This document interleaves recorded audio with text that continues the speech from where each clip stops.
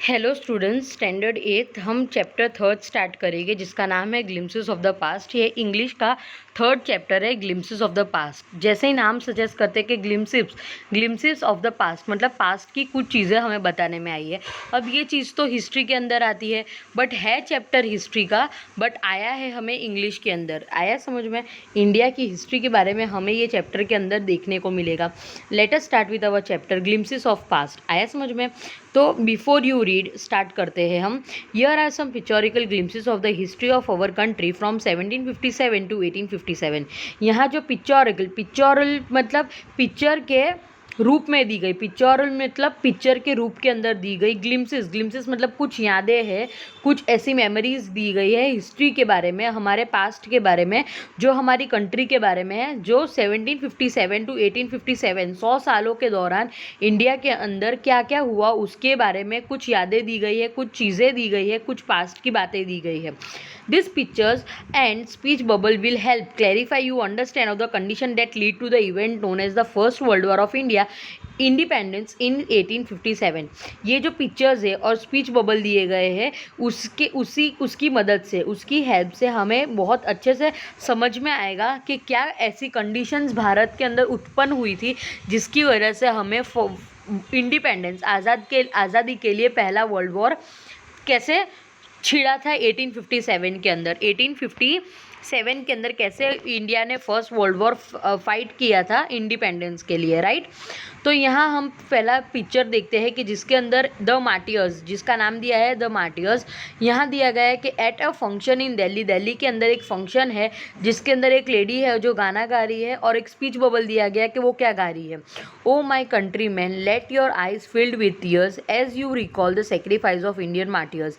तो यहाँ हम क्लैरिफाई, ये जो इंग्लिश के अंदर ट्रांसलेशन दिया गया है उससे हमें पता चलता है कि ये जो लेडी है वो अपने वतन के अंदर, वतन के जो इंडियन जो जिन्होंने बलिदान दिया है, जिन्होंने शहीदों ने बलिदान दिया है इंडिया की आज़ादी के लिए, उनके लिए ये कोई गाना गा रही है। जो हमें ये गाना मोस्टली पता ही होगा ये कौन सा गाना है, राइट। जो लता मंगेशकर जी ने गाया है वो गाना है ए मेरे वतन के लोगों ज़रा आँख में भर लो पानी, जो शहीद हुए हैं उनकी ज़रा याद करो कुर्बानी। तो इसका ये इंग्लिश ट्रांसलेशन दिया गया है। इसका मतलब क्या है कि ये जो लेडी है वो लता मंगेशकर है और वो एक दिल्ली के फंक्शन के अंदर जो शहीद हुए हैं इंडिया के लोग, इंडिया के लिए जो नेता है, जो फ्रीडम फाइटर्स है वो शहीद हुए हैं, उनको याद करने में आ रहा है। जैसे कि यहाँ नीचे पिक्चर में दिया गया रानी लक्ष्मीबाई है, लोकमान्य तिलक है, भगत सिंह जी है, गांधी जी है, सुभाष चंद्र बोस है, नेहरू जी है, जिन्होंने इंडिया की आज़ादी के लिए काम किया था, फॉट किया था, बलिदान दिया था उसके लिए। यहाँ बहादुर शाह जफ़र है, उन लोगों की बात करने में आ रही है। तो ये जो पहला जो पिक्चर था उससे हमें पता चलता है कि ये आज़ादी के बाद की पिक्चर है, इंडिपेंडेंस के बाद की पिक्चर है, जब शहीदों को याद करने में आ रहा था इंडिया के अंदर दिल्ली के एक फंक्शन के अंदर। नाउ लेट अस स्टार्ट के पहले मतलब पास्ट में, हमारे पास्ट में ये जो ब्रिटिश है उन्होंने इंडिया के अंदर धीरे धीरे कैसे कब्जा शुरू किया था।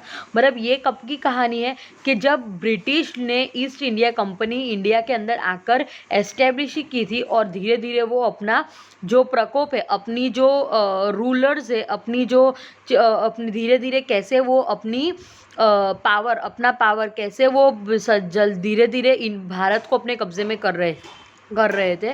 तो उसी चीज़ के बारे में दिया गया है, राइट।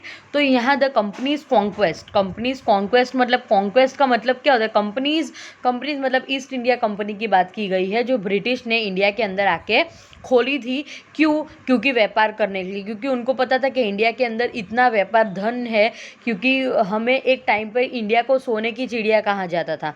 मतलब इंडिया बहुत वेल्दी कंट्री था, बहुत ही पैसा था इंडिया के पास, बट ये ब्रिटिश लोगों ने आके हमें सारा लूट लिया था। आया समझ में? तो कैसे उन्होंने लूट मचाना शुरू किया, ब्रिटिश ने कैसे लूट करना शुरू किया इंडिया के अंदर, वो कैसे स्टार्ट हुआ वो दिया गया। कॉन्क्वेस्ट मतलब कैसे कब्जा करने लगे, कॉन्क्वेस्ट करना मतलब कैसे कब्जा करने लगे। तो 1757 टू 1849 के ड्यूरिंग का पीरियड दिया गया है कि देखो यहाँ फर्स्ट पिक्चर क्या दिया गया है कि with its superior weapon the British East India Company was extending its power in 18th century India.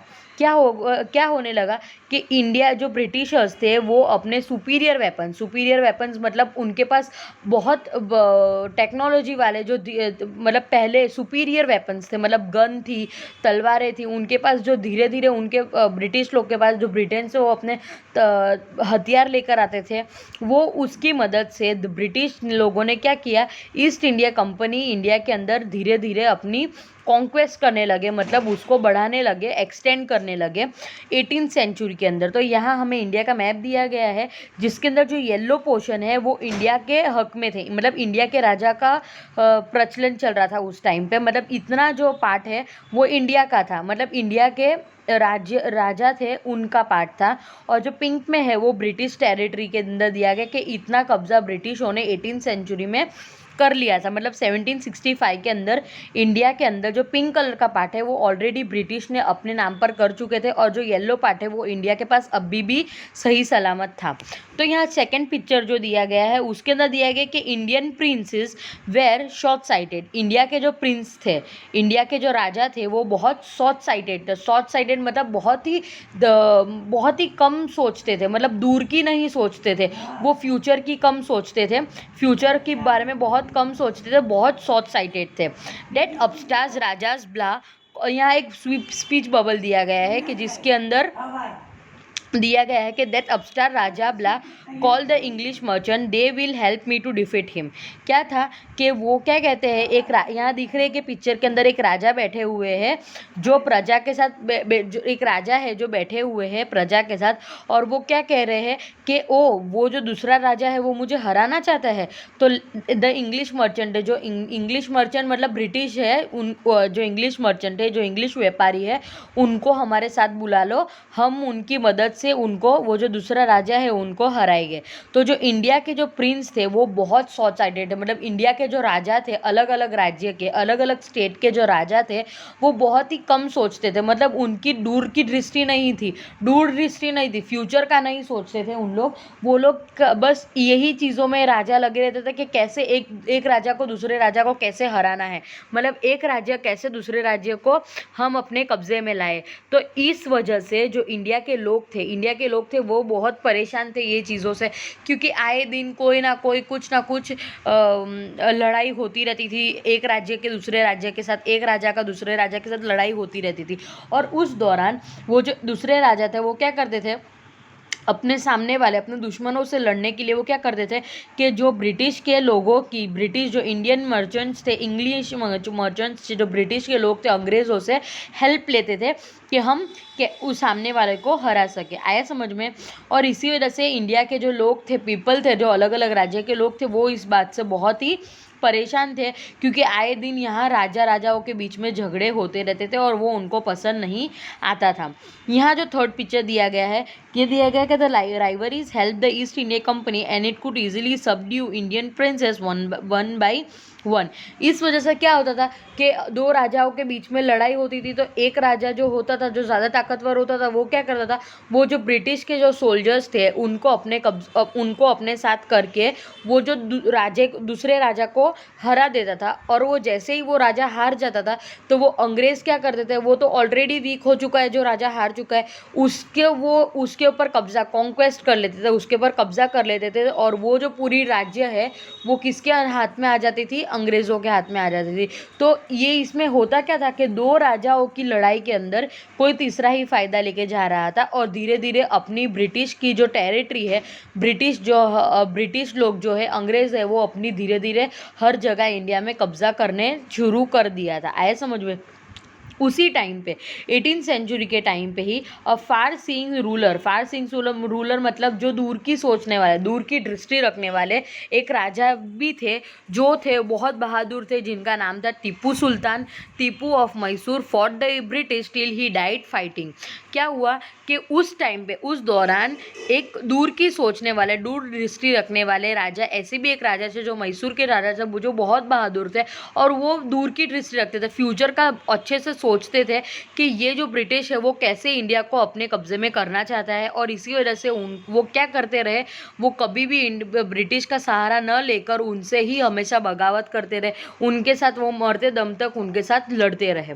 Now ये जब इंडिया के अंदर ये सब हो रहा था कि एक राजा दूसरे राज्य के ऊपर प्रहार करा था, और इसी वजह से जो इंडिया के लोग थे वो बहुत परेशान थे, और जो ब्रिटिश लोग थे वो उनको मदद कर रहे थे वो एक राजा को दूसरे राजा को हराने के अंदर। तो उस टाइम पे जो इंडिया के लोग थे उनकी सोच क्या थी, राइट? तो वो क्या सोचते थे, तो यहाँ दिया गया है कि देखो ये फर्स्ट जो बबल है उसमें दिया गया कि how did Indians react to this conquest.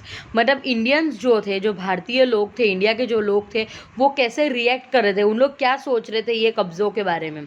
तो पहला इंसान क्या कहता है, thank God there is peace in the country now, now no more wars, no looting by thugs. क्या कहते हैं कि खुदा का शुक्र है, भगवान का शुक्र है कि अब इंडिया के अंदर, अब हमारे देश के अंदर शांति है, अभी कोई ज़्यादा लड़ाई नहीं हो रही है, वॉर्स नहीं हो रहे, ना कोई जो डाकू है वो हमें ठग रहे, मतलब लूटने का काम भी अभी नहीं हो रहा है। तो वो क्या कहते थे कि it is God who send the British. कोई क्या समझते थे कि कुछ लोग ऐसा समझते थे कि जो ब्रिटिश लोग के आने के बाद हमारे इंडिया के अंदर शांति आना शुरू हो गई है, अभी डाकू जो है, लुटेरे हैं, वो ठग्स करना बंद कर दिया है उन्होंने। अभी जो एक राज्य तो दूसरे राज्य के साथ लड़ते थे, मतलब एक दूसरे को लड़ते थे और फाइट होती थी, वो बंद हो चुकी है। तो उसके वजह से हमें तो अभी शांति है, हमारे देश में शांति है। फिर क्या सोचते थे एक लोग के, जो ये तो भगवान का अवतार है, जो ब्रिटिश हमारे इंडिया में आए और ये सब बंद करवाया। फिर क्या कहता है तीसरा इंसान कि our destiny is linked with them. हमारी किस्मत किनके साथ जुड़ी हुई है, ब्रिटिशर्स के साथ जुड़ी हुई है। और वही टाइम पे जो और लोगों की क्या राय थी, ये तो ऐसे लोग थे जो समझते थे कि ब्रिटिश लोग के आने से इंडिया के अंदर भला हुआ है, और कुछ लोग ऐसा भी सोचते थे जो सेकेंड पिक्चर के अंदर दिया गया है कि the white man has killed और डेथ्रॉन अवर किंग्स। क्या सोचते थे कि जो गोरे लोग हैं, वाइट मैन मतलब जो गोरे लोग हैं, इन्होंने क्या किया है, हमारे लोगों को, हमारे राजाओं को मारकर उनके राज्य को छीन लिया है। तो क्या कहते हैं, some kings were not good but after all they were all of his land. क्या कहते थे कुछ लोग का, क्या कहना था, हाँ भले ही वो राजा अच्छे नहीं थे, भले ही वो इंडिया के राजा थे और वो अच्छे नहीं थे, कुछ राजा अच्छे नहीं थे, उनको अच्छा हुआ ब्रिटिश लोगों ने ऐसा किया, पर फिर भी क्या कि वो हमारे देश के तो थे ना, हमारी भूमि के थे, हमारे जन्मभूमि के थे, तो उनके साथ ऐसा नहीं करना चाहिए था। Now we have become the slaves of the foreigner. तो क्या थोड़े लोग क्या सोचते थे कि अब हम उनके गुलाम बन चुके, हम ब्रिटिशर्स के गुलाम बन चुके। तो यहाँ हमें देखने को मिलता है कि दो तरह की थिंकिंग हो चुकी थी उस टाइम पर इंडिया वालों की, कि कोई लोग सोचते थे कि इंडिया के अंदर ब्रिटिश लोग के आने से अच्छा हुआ है, और कोई लोग सोचते थे कि ये चीज़ें बुरी हो रही है, इंडिया में ब्रिटिश लोग को नहीं आना चाहिए और वो अपना कब्जा कर रहे हैं, वो बहुत बुरी चीज़ है। आया समझ में? यहाँ जो थर्ड दिया गया है ब्रिटिश रूल, कब ये सब मतलब ब्रिटिश अपने कायदे कानून कब लागू करने लगे इंडिया के ऊपर, तो 1765 टू 1836 के अंदर ये सब शुरू हुआ कि religious leaders preach is idea like untouchability and the child marriages. India के अंदर इस दौरान क्या हो रहा था, 18th सेंचुरी के टाइम पे जब ब्रिटिश इंडिया में आए ही थे और वो अब धीरे धीरे कब्जा कर रहे थे अलग अलग राज्य पे, तब इंडिया के अंदर क्या चल रहा था कि जो रिलीजियस टीचर थे, मतलब जो पहले के साधु संत थे, मौलवी थे, जो पहले के जो लोग थे, रिलीजियस टीचर्स थे, जो धर्म के नाम पर लोगों को क्या प्रीच करते थे, क्या सिखाते थे कि अनटचेबिलिटी, अछूट, मतलब अगर कोई लो कास्ट के हैं, मतलब निचली जात के लोग हैं, तो उनको छूना नहीं चाहिए, उनके छूने से हमारा धर्म भ्रष्ट होता है। और चाइल्ड मैरिजेस, बाल विवाह, मतलब बचपन में ही लोगों का विवाह, मतलब बचपन में ही बच्चों की शादी करवा देते थे। और क्या थिंकिंग रख दी थी, मतलब जो इंडिया के अंदर उन्होंने क्या थिंकिंग रख दी थी कि anyone who crosses the sea loses his religion. अगर कोई भी समुद्र पार करेगा, मतलब इंडिया से अगर कोई भी कहीं और जाना चाहेगा, ब्रिटिश जैसे इंडिया में आए थे ना, तो वैसे अगर कोई भी इंडियन अगर समुद्र पार करेगा तो उसका धर्म भ्रष्ट हो जाएगा। उसका धर्म भ्रष्ट हो जाएगा। ऑल द मिजरी अभी सेकंड पिक्चर में लगा है, दिखा है। और क्या उन लोग ने प्रीच कर रहे थे, क्या सिखा रहे थे इंडियंस लोगों को कि पहली चीज़ है, जो रिलीजियस टीचर थे, जो पहले के साधु संत थे, वो उस टाइम पे इंडिया के अंदर क्या फैला रहे थे कि अनटचेबिलिटी, मतलब छूट अछूट की बातें फैला रहे थे। फिर क्या फैला रहे थे कि बच्चे बाल विवाह कर देना चाहिए, लोगों का बच्चों का बाल विवाह हो जाना चाहिए, मतलब बचपन में ही शादी कर देनी चाहिए, ये बात फैलाते थे। फिर क्या बात फैलाते थे कि अगर कोई भी समुद्र पार करेगा तो उसका रिलीजन टूट जाएगा, वो धर्म भ्रष्ट हो जाएगा, मतलब उससे उसका धर्म छीन लिया जाएगा। फिर क्या कहते थे कि all the misery in the world is due to the woman. क्या कहते थे कि ये जो दुनिया के अंदर जितने भी दुख है उसकी कड़ी कौन है, उसकी कड़ी है औरत है। औरत की वजह से ही ये दुनिया के अंदर सारे दुख है। ऐसी सब चीज़ें, ऐसी सब बेकार सी थिंकिंग इंडियंस लोगों के अंदर ये जो साधु संत है उस टाइम पे डाल रहे थे। आया समझ में? The truth was that the Indian had lost self respect, the British ignored them. पर ये सच्चाई थी कि जो इंडिया के लोग हैं वो अपनी सेल्फ रिस्पेक्ट, मतलब अपनी आत्मा जो रिस्पेक्ट होती है, अपनी खुद की रिस्पेक्ट होती है, वो खो चुके थे और ब्रिटिश लोग को उसके बारे में पता चल गया था।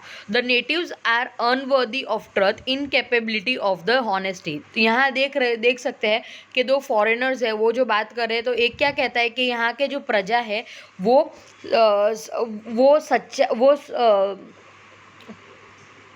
वो ईमानदार नहीं है, वो सच्ची नहीं है, उनके ऊपर भरोसा करना बहुत महंगा पड़ सकता है। ये जो एक फॉरेनर है वो दूसरे फॉरेनर से बात कर रहा है, तो उसके पीछे एक इंडियन है, वो कह रहा है कि हाँ तुम्हारी बात तो सही है, true your honour but I am honest. क्या कहते हैं कि ट्रू योर ऑनर, यस तुम सही कह रहे हो कि हाँ यहाँ के लोग सच्चे नहीं हैं, यहाँ के लोग ईमानदार नहीं है, यहाँ के लोगों पे भरोसा नहीं करना चाहिए, बट मैं तो सच्चा हूँ। Being the merchants the British want quick profit their heavy taxes force farmers to abandon their field. और यही दौरान पे क्या हो रहा था कि जो बीइंग द मर्चेंट्स व्यापारी होने के कारण द ब्रिटिश लोग क्या करते थे कि ज़्यादा मुनाफा कमाने के लिए the British wanted being the merchants, ज़्यादा व्यापार करने के लिए, व्यापारी थे ना वो लोग, मर्चेंट्स थे, उन लोग ने ईस्ट इंडिया कंपनी शुरू की थी।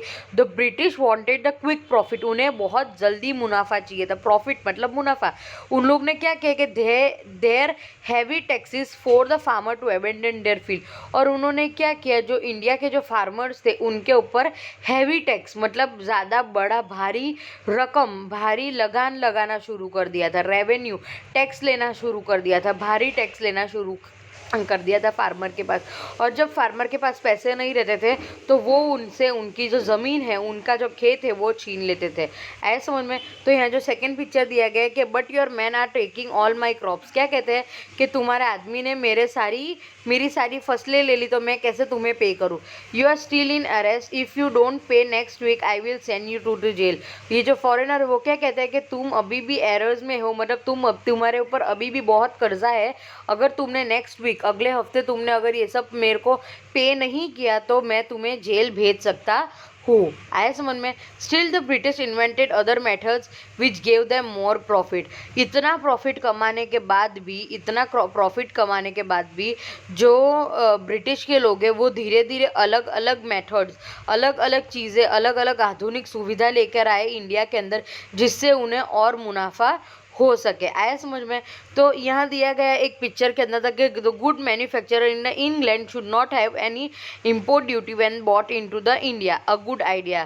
क्या करते थे उन्होंने, कैसा रूल बना दिया ब्रिटिश लोग ने कि the goods manufactured in England, जो भी चीज़ें इंग्लैंड से बनकर आएगी, जो भी गुड्स है, जो भी चीज़ें इंग्लैंड से बनकर आएगी, उसके ऊपर कोई भी इम्पोर्ट ड्यूटी लागू नहीं होगी, उनके ऊपर कोई लगान लागू नहीं होगा जब वो इंडिया में आएगी। मतलब जब अगर फॉरेन ट्रेड कैसे होता है, फॉरेन ट्रेड कैसे होता है कि अगर इंडिया से कोई चीज़ें बाहर जा रही है, मतलब इंडिया से कोई चीज़ें बनकर बाहर जा रही है, तो जो सामने समझो फॉर एग्जांपल कि अगर कोई चीज़ें इंडिया से अमेरिका जा रही है तो इंडिया वाले को उसका इम्पोर्ट ड्यूटी पे करना ज़रूरी है। वैसे ही अगर अमेरिका से कोई चीज़ें इंडिया आ रही है तो इंडिया जो इंग्लैंड है उनको इम्पोर्ट ड्यूटी देना ज़रूरी है, उनको इम्पोर्ट ड्यूटीज देना ज़रूरी है। पर वो क्या कहते थे, उन्होंने रूल क्या निकाला, क्योंकि इंडिया के लोग थे, उन्हें इतना ज्ञान नहीं था, उनको इतनी नॉलेज नहीं थी, और इसी तरह से उन्होंने क्या किया कि जो भी चीज़ें इंग्लैंड से बनकर आएगी उसके ऊपर कोई भी इम्पोर्ट ड्यूटी लागू नहीं होगी, और वो चीज़ इंडिया में सस्ती मिलेगी तो लोग खुद के देश की चीज़ें नहीं लेंगे, और जो इंग्लैंड से बन के चीज़ें आएगी जो सस्ती होगी वो लेना शुरू कर देंगे। तो वो क्या कहते हैं कि अ गुड आइडिया क्या है, एक ये बहुत अच्छा आइडिया है। The East India Company's loss began to cripple Indian industry, और इसी वजह से क्या होने लगा, जो ईस्ट इंडिया कंपनी है वो इंडियन इंडस्ट्री को अपने कब्जे में ले रही थी। आए समझ में। Inevitability famines followed between 1822 to 1836, 15 lakh Indian dies of starvation. अभी यही दौरान जब जो ब्रिटिश लोग हैं वो रेवेन्यू लगान ज़्यादा ले रहे थे, फार्मर्स थे, उनकी खेती बाड़ी छीन रहे थे, उनकी फसल छीन रहे थे, उसी टाइम पे क्या हुआ कि 1822 से 1836 के अंदर इतने सालों के अंदर फेमाइन हुआ मतलब भूखमरी हो गई, मतलब इंडिया बहुत गरीब होने लगा। और उसी दौरान 15 लाख मतलब 15 लाख इंडियंस भूखमरी के कारण मर चुके थे। तो यहाँ देख सकते हैं British policies ruined the expert artisans and their business. और ब्रिटिश की पॉलिसी की वजह से, ब्रिटिश के ये जो रूल्स की वजह से जो एक्सपर्ट थे, जो इंडिया के जो अच्छे अच्छे कारीगर थे, उनका बिजनेस पूरा ठप हो चुका था, उनका व्यापार पूरा ठप हो चुका था। आए समझ में। फिर ये फोर्थ पिक्चर में दिया गया है कि राजा राम मोहन रॉय, इनके बारे में दिया गया है कि ये भी एक फ्रीडम फाइटर थे। जब 1772 से 1833 के अंदर Raja Ram Mohan Roy, a learned man from Bengal, understood what was wrong with the country. क्या हुआ कि जो राजा राम मोहन रॉय थे वो पढ़े लिखे थे, जो बंगाल से थे, और उनको सारा समझ में आ गया था कि जो ब्रिटिशर्स लोग हैं वो इंडिया के साथ क्या क्या गलत कर रहे हैं। तो वो क्या कहने लगे कि let us not despise our self, our Asian culture is great and we are capable of greater achievements, we must फर्न reform our society, superstitious have been ruining us. क्या कहते हैं कि हमारी let us not despite our self, मतलब अपने खुद के ऊपर भरोसा रखो, हमें अपने साथ ये नहीं करना चाहिए। जो हमारी इंडियन कल्चर है, एशियन कल्चर है, हमारा जो पुराना पौराणिक कल्चर है वो बहुत महान है, और हम बहुत सारी चीज़ें अचीव कर सकते हैं, हम बहुत सारी चीज़ें, बहुत सारा ग्रेट अचीवमेंट कर सकते हैं। We must first reform our society, हम हैं हमारी रिफॉर्म सोसाइटी के अंदर हमें नए बदलाव लाने चाहिए, रिफॉर्म्स लाने चाहिए। मतलब धीरे पहले तो हमें हमारी सोसाइटी के अंदर, मतलब हमारे समाज के अंदर नए बदलाव लाने चाहिए। क्यों? क्योंकि जो सुपरस्टिशंस है, मतलब सुपरस्टिशन मतलब क्या, कि जो लोग मतलब ये सुपरस्टिशन मतलब कि सुपरस्टिशन के सब कैसे क्या कहते हैं कि जिसके अंदर कोई नॉलेज होती नहीं है, पर अगर किसी ने कोई चीज़ बोल दिया तो उसे मान लेते थे। मतलब जो अंधविश्वास कहते थे, इंडिया के अंदर उस टाइम पे अंधविश्वास बहुत था, सुपरस्टिशन बहुत था। अगर कोई कह देता था कि रात को नाखून नहीं काटने चाहिए तो वो कोई नहीं काटता था, उन्हें लगता था कि ये करना पाप है, बल्कि उसके पीछे एक लॉजिकल रीज़न होता था। पर उस टाइम पे इंडिया के अंदर अंधविश्वास बहुत था, और इसी वजह से राजा राम मोहन रॉय कहते थे कि हमारे समाज में बहुत सारी चीज़ों को बदलाव लाने की ज़रूरत है।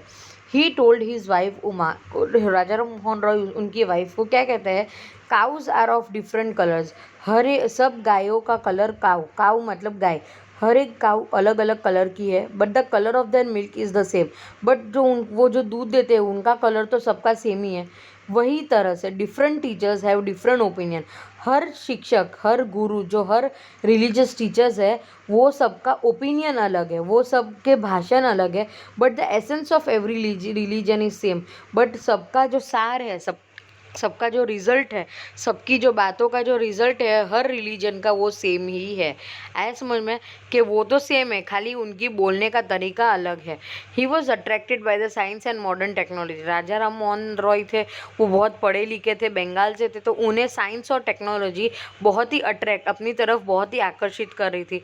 Knowledge should be practical and scientific. वो क्या सोचते थे कि जो ज्ञान है वो कैसा होना चाहिए, प्रैक्टिकल होना चाहिए, मतलब अपने आंखों देखा होना चाहिए। मतलब हमें जब तक वो प्रैक्टिकल नहीं होगा और साइंटिफिक नहीं होना चाहिए, उसके ऊपर पीछे पीछे कोई अंधविश्वास की बातें नहीं होनी चाहिए।